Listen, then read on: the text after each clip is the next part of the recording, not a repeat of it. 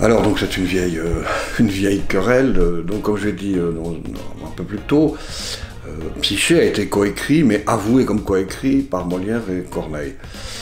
Je ne pense pas qu'on puisse dire que les grandes œuvres, celles auxquelles on pense en général, c'est-à-dire les grandes comédies en vers, aient été écrites par Corneille, d'abord pour des raisons stylistiques.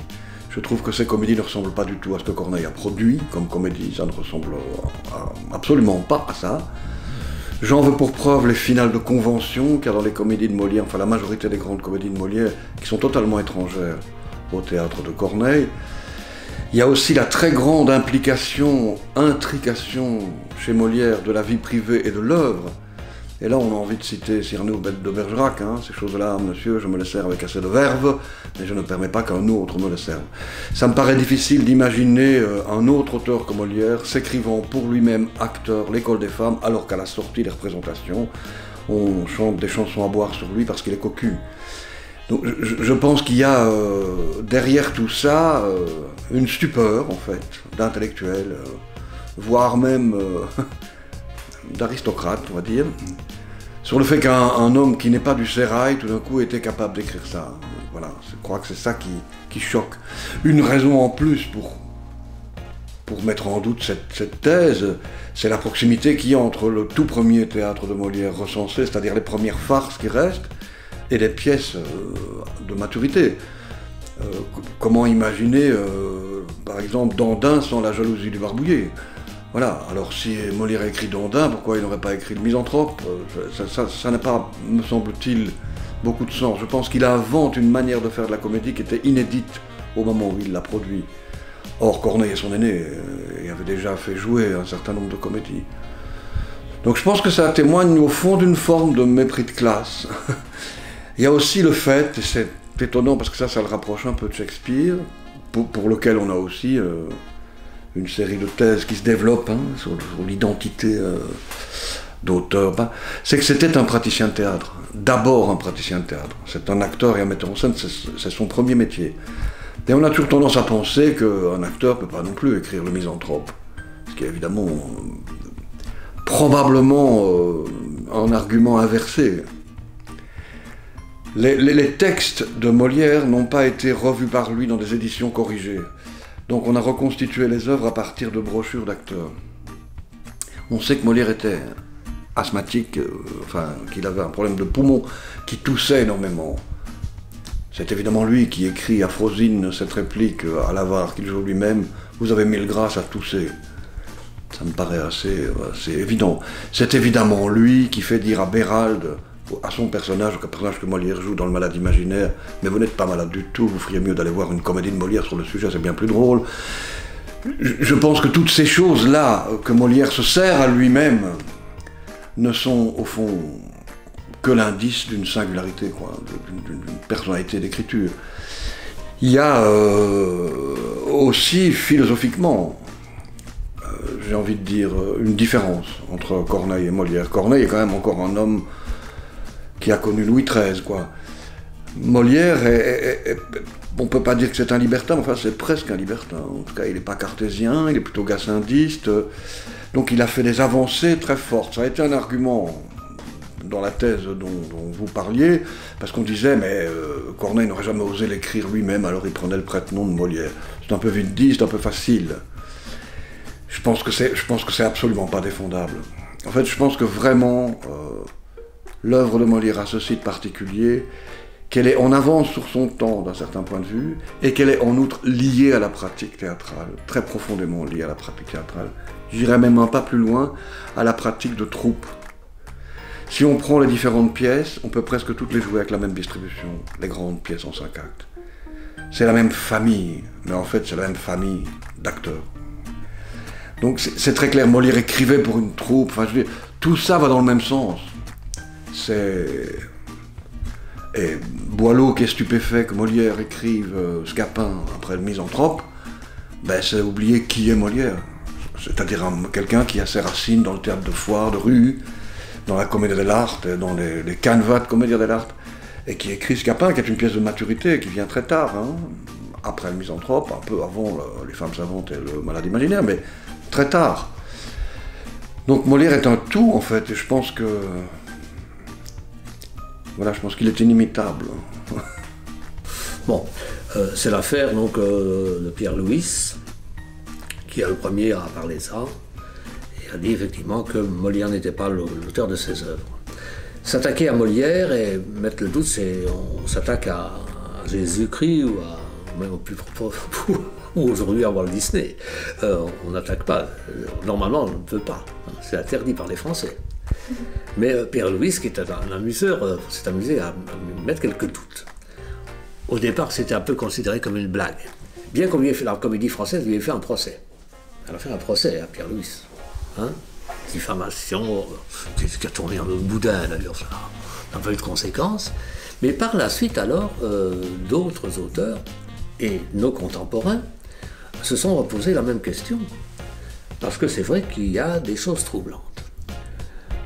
On nous raconte une histoire de la vie de Molière, comme on nous raconte Quentin du Roart ou des belles histoires, évidemment. Hein. On nous montre surtout le pauvre errant part dans la campagne, etc., avec ses chars à bœufs, ses comédiens avec leurs enfants, etc. Et on mélange un petit peu deux personnes. En fait, avant Molière, presque 100 ans avant lui, il y a eu un homme, effectivement, qui a fait des tournées dans toute la France, avec des chars à bœufs, et qui a vraiment ramé, comme on dit, hein, qui était un homme courageux, qui voulait faire connaître le théâtre dans les milieux les plus délicats, les plus difficiles. Et cet homme, c'est Vallerand-le-Comte. Vallerand-le-Comte, j'ai personnellement une grande admiration pour lui. Vallerand-le-Comte était un homme qui a vraiment passé toute sa vie en tournée pour finir quand même. Il a à un moment dirigé le théâtre du Marais, mais à la fin de sa vie, très peu de temps. Mais c'est un homme qui n'a pas eu la chance de Molière, parce que lui, il avait un auteur qui travaillait pour lui. Il n'était pas écrivain, Vallerand-le-Comte. Il n'a rien écrit. Il avait quelqu'un avec lui qui écrivait. C'était Alexandre Hardy. Alexandre Hardy qui est connu un petit peu, qui est dans la Pléiade aujourd'hui, comme auteur tragique, contemporain, pré-Corneille, si vous voulez, un peu avant Corneille. Hein. Donc il y a Alexandre Hardy écrivait des tragédies, essentiellement des tragédies pour la troupe de Vallerand-le-Comte. Lui, il a vraiment ramé. Mais Molière, il ne faut pas le prendre pour des idiots. Hein. Il est le fils du tapissier de Rouen. C'est un fils à papa comme on ne peut pas l'imaginer. Il est bourré de fric.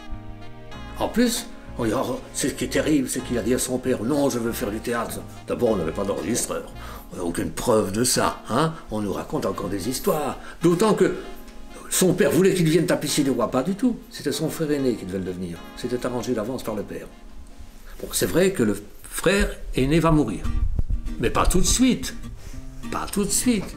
Donc, il n'y a pas de problème. Il peut faire ce qu'il veut, le gamin. Et ça va être tellement bien que le père va l'aider. Quand on ne crée pas l'illustre théâtre comme ça, il dit, ah, c'est Madeleine Béjart qui a donné de l'argent. Madeleine Béjart n'a pas donné un bal. C'est le père qui a tout payé. Qui a payé la location de l'illustre théâtre. C'est lui qui a payé toutes les dettes de son fils. Hein, le méchant père, le salaud. Non, pas du tout. Ce père était un type bien. C'était un marchand. Et il vendait ses soieries dans toute la France. Dans toute la France. Auprès des nobles, auprès des bourgeois. C'était un homme extrêmement riche parce qu'il était aussi tapissier du roi. Quand il allait dans une région, il disait, je vends des tapis, je vends des soieries. Ah oui, mais c'est le tapissier du roi. Du coup, c'était comme si c'était une marque, si vous voulez, hein, une marque. Et alors on l'achetait chez cet homme-là. Et donc il était très riche. Et quand Molière a décidé, il ne s'appelle pas encore Molière à ce moment-là, hein, toujours Poquelin, quand Poquelin dit à son père, je vais partir dans le sud de la France, c'est le père qui raque. Eh oui, et il ne part pas en chariot, il part avec des carrosses. Évidemment, il va dans des châteaux. Il ne va pas arriver avec un char à bœufs, hein, dans la cour du château. Ça c'est avant, ça c'est le Moyen-Âge. C'est les troubadours, les trouvères, et même Vallerand-le-Comte ne le faisait pas. Donc, il arrive, perruqué et se portant beau, hein, Molière, dans les châteaux, etc. Ah oui, mais il jouait sur les places publiques. Et alors, parce qu'il jouait sur les places publiques, il emportait moins bien l'habit. Non, Non, non. On dit, oh, il recevait des pierres sur la figure quand il n'est pas le reçu. C'est faux. Ça, effectivement, c'est le roman comique de Scarron qui nous raconte ça. Mais on fait un amalgame incroyable entre tout ça. C'est un peu Scarron, c'est un peu ceci. Et alors on raconte une légende. En réalité, non, il n'a jamais souffert d'argent. Il a toujours eu beaucoup de sous. Et grâce à son père, il a pu voyager. Parce que son père connaissait tous les nobles, les bourgeois de toute la France. Il avait vendu ses soieries, lui-même avait voyagé, il les connaissait, c'était des amis à lui. Donc Molière n'a qu'à reprendre simplement le chemin de son père. Il les connaissait et on connaissait le fiston. Donc c'était quand même assez facile. Alors on nous raconte qu'il souffrait, etc. Pas lui. C'est faux. C'est faux, comme beaucoup de choses d'ailleurs. C'est faux qu'il a écrit toutes ces pièces magnifiques. Hein. Il est clair que le Misanthrope, le Tartuffe, tout ça, je ne dis pas tout, mais en tout cas en grande partie aidé par Pierre Corneille. C'est Pierre Corneille qui a écrit ça, évidemment. C'est Pierre Corneille. Il y a eu des études aujourd'hui extrêmement spécialisées, par des graphologues, des spécialistes, qui trouvent des choses tout à fait étranges, notamment un langage, par exemple, il y a des langages, tout le monde a son langage, tout le monde a ses mots. Hein. Par exemple, quand tu dis des mots, bon, certains mots toute la journée, mais moi aussi je dis un peu les mêmes, mais rien à faire, on a ses mots à soi. Ils peuvent varier un petit peu, mais avec le temps, ils varient de moins en moins. On va chercher rarement des nouveaux mots. Ou alors, bon, des mots dans notre langage, aussi sur tel mot, tel moment. Mais enfin, bon, Corneille avait utilisé parfois des mots ou des déformations qui étaient typiques de sa ville natale, Rouen. Typique de Rouen. Or, il est curieux que l'on retrouve dans certaines œuvres de Molière des moments où on parle rouennais. C'est très curieux. Alors évidemment, il y a toujours une réponse possible. Ah oui, mais il a tellement connu de cités, il a tellement voyagé que Molière qu'il connaissait tous les patois. Pas tous les patois, hein. Pas tous les patois. Et puis il y a des vers entiers qui sont pris. Hein. Par exemple, si on prend Sertorius, il y a « Je suis le maître, je parle, allez, obéissez ». C'est dans Sertorius. Vous prenez l'école des femmes, on voit Arnaud qui dit « Je suis le maître, je parle, allez, obéissez ». Bon, il le dit en comédie, mais c'est bien les mêmes d'ailleurs. Hein. Non, il y a une grande controverse là-dessus. Et ceci dit, au départ, je me suis révolté. J'ai dit « C'est faux. Qu'est-ce que c'est que cette histoire-là » Molière, bon, c'est Corneille, Molière et Molière, bon voilà. Et puis j'ai un ami qui m'a dit, il faudrait que tu lises le livre de son nom maintenant. Louis.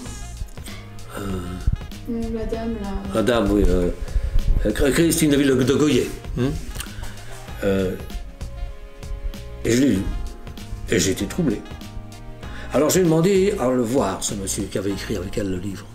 Il m'a reçu. À Bruxelles. Il m'a beaucoup parlé de Pierre Louis, il m'a montré des documents écrits par Pierre Louis, et à ce moment-là, j'étais presque convaincu que c'était Corneille. Et après une discussion avec lui, je suis sorti en me disant c'est Molière. Parce qu'il y avait des choses qui me semblaient insensées. Il était parti dans des digressions, je me dis, ouais mais non, il n'est pas sérieux quoi. C'est Pierre Louis, c'est comme Pierre Louis.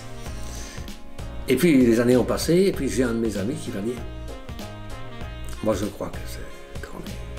Parce qu'il a découvert d'autres livres et d'autres recherches qui ont été plus récentes, alors de ces toutes dernières années, qui vont dans l'autre sens. Alors j'ai relu certains livres et je suis maintenant plutôt cornélien. Voilà. Mais pas pour tout, si. Pas pour tout. Les farces, non. Et tout ce qui est... Molière est un formidable metteur en scène pour l'époque. Hein. Leur mise en scène n'existe pas. Mais lui est un formidable metteur en place. Hein. Et d'ailleurs... quand on prend l'exemple le plus frappant, c'est dans vraisemblablement le Tartuffe, où il y a des vers qui sont sublimes, et puis des vers qui sont simplement des trucs de mise en scène intégrée.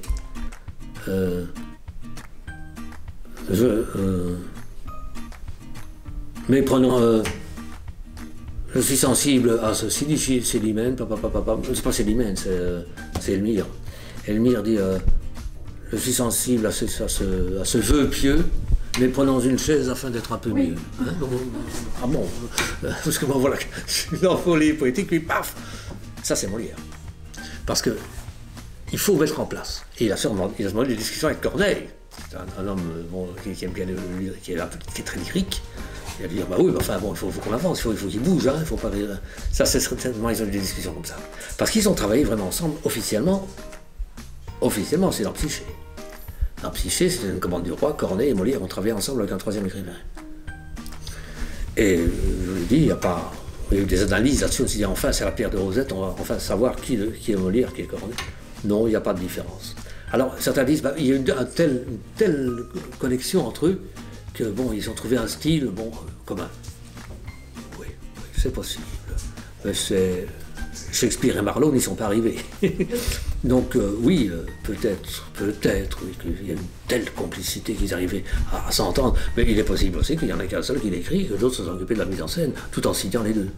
Parce que Psyché se trouve dans les œuvres complètes de Corneille et dans les œuvres complètes de Molière. Ah oui? Non, moi je crois que Psyché c'est Corneille. Mais les ballets, c'est Lully, la mise en scène c'est Molière, etc. Ils ont travaillé ensemble, mais chacun, à mon avis, ayant sa partie. Parce que c'est épouvantable. Si on prend le texte, nous-mêmes aujourd'hui, voilà un texte et on va l'écrire à trois. Ouf. Toi tu vas faire le premier acte, moi je vais faire le deuxième, et puis il faut... Mais à l'époque, c'était pas si étrange de faire des coécritures, de même aller piocher dans les autres œuvres. Shakespeare le faisait aussi. Oui. Donc pourquoi est-ce qu'ils auraient gardé ça secret? Pourquoi est-ce qu'ils auraient mis tout sous le nom de Molière? Je crois que, en ce qui concerne en tout cas les Précieuses, c'est clair. On sait pourquoi c'est resté secret.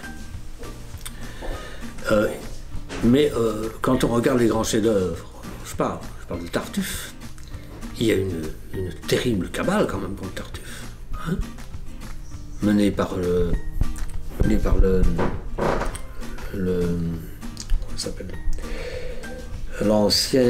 l'ancien protecteur de Molière dans le sud de la France, le prince de Conti. Oui. Le prince de Conti, hein, qui a mené la danse. Ben, c'est lui qui dirigeait la cabale des dévots. Ben, le prince de Conti, c'est pas Tartampion, hein, c'est un homme puissant, c'est un homme qui a une mainmise sur pas mal de gens, même presque sur le roi. Il a son mot à dire. Hein. Les dévots, dirigés par le prince de Conti, qui est un ancien perverti d'ailleurs, hein, bon, parce qu'il y a des belles danses dans le sud de la France.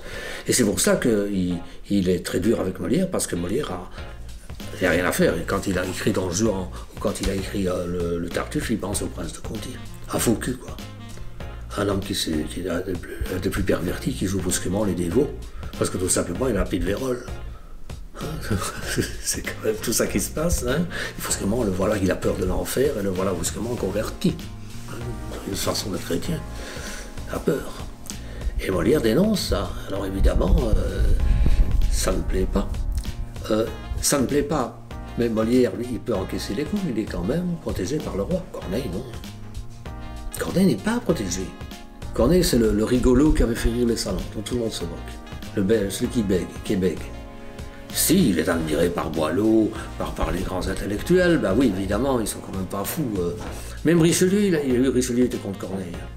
Il ne faut pas oublier que c'est lui qui a essayé de saper le Cid. Hein.